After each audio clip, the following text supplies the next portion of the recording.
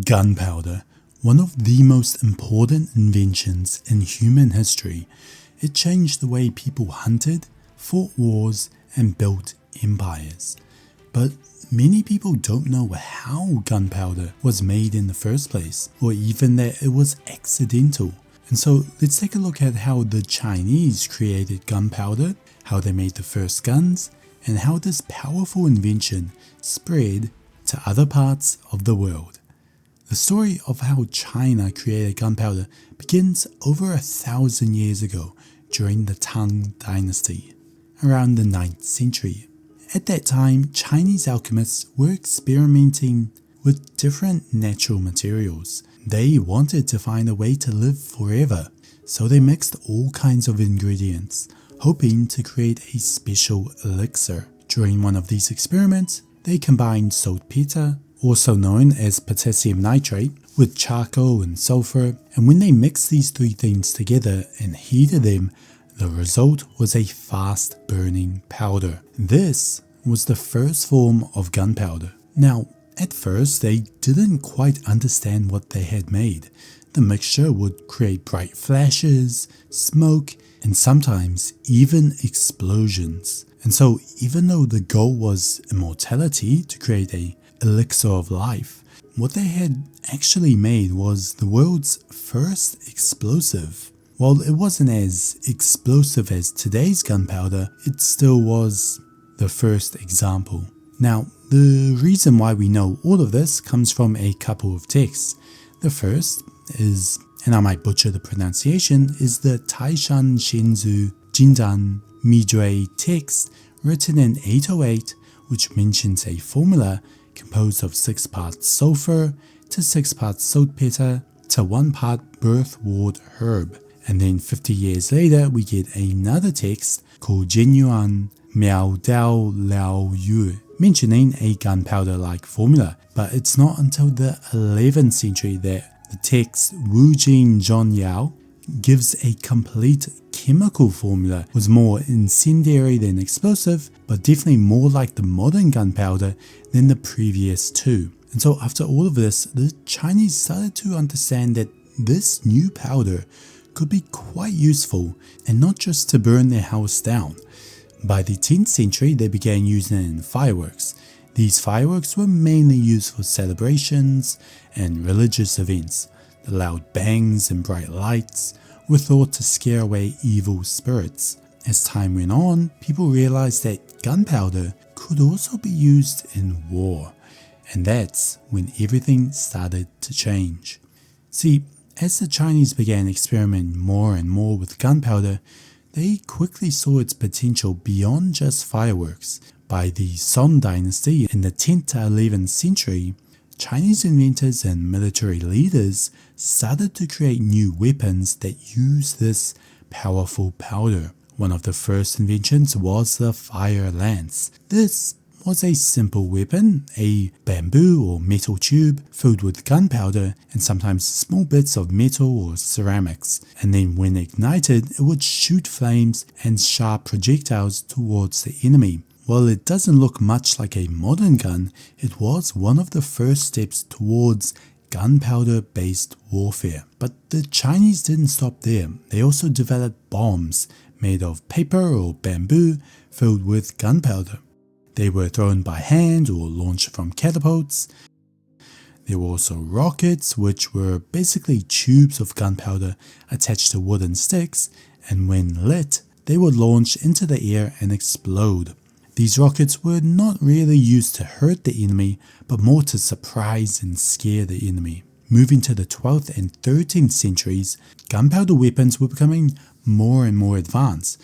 The Chinese started making metal bombs that could be thrown or dropped from towers. They also began using gunpowder in large siege weapons. For example, they built machines that could launch explosive-filled projectiles at the enemy walls. These inventions gave Chinese armies a huge advantage in battle, and it was starting to become clear that this gunpowder was going to change the way wars were fought. Eventually, Chinese inventors took another big step. They created early versions of cannons. These were metal tubes that used gunpowder to launch heavy balls. Though simple and not very accurate, these cannons were powerful enough to break through walls or cause major damage on the battlefield. This was an especially important invention, as firstly it showed the destructive capabilities and marked the beginning of a new era in warfare and set the stage for the invention of true firearms.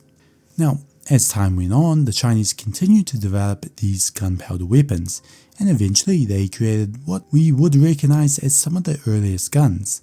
These early guns were made of metal and worked by packing gunpowder into a small projectile in a tube, and when the powder was ignited, it would create an explosion, forcing the projectile out of the barrel. These weapons were pretty basic and often unreliable, but they were pretty revolutionary for their time.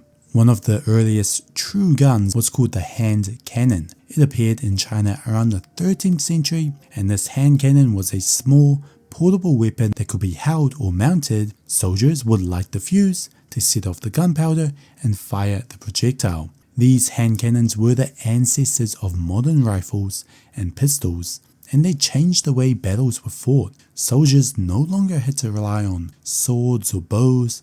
They could now use explosive force to fight from a distance. These cannons were also placed on city walls or warships and used to defend cities and attack enemy positions. Even though some of these cannons were very heavy and hard to move, they could cause a lot of damage and were especially effective in sieges.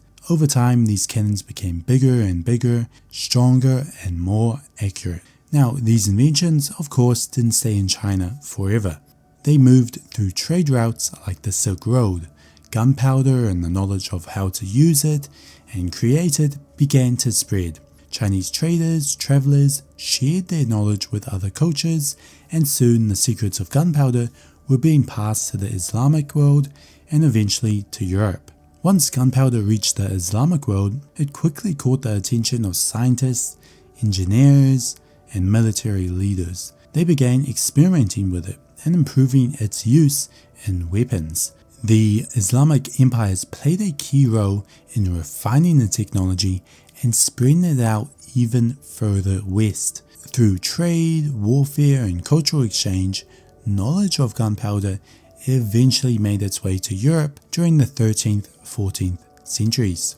In Europe, gunpowder was a game changer. At first it was just used for simple explosive devices, but soon European inventors began developing cannons and firearms of their own. These weapons became stronger, more accurate and more reliable over time, and the use of gunpowder completely changed the way wars were fought. Castles that had once been safe behind thick walls were now vulnerable to cannon fire. Armies had to adapt by building new types of fortresses and using new tactics on the battlefield. Gunpowder also helped to bring an end to the age of knights and castles. Armored knights, once the most powerful force on the battlefield, were no match for a cannon blast or a musket shot. As gunpowder weapons became more common, they allowed smaller and less wealthy armies to stand up to traditional powers. And this shift changed politics and power structures across Europe and the rest of the world. And so eventually gunpowder made its way to every corner of the globe. It became the basis of modern weapons we see today and had a massive impact on history. And all of this started in ancient China with alchemists trying to make an elixir for eternal life. And while they were unsuccessful with that, they did change human civilization forever. And so that is the story of gunpowder.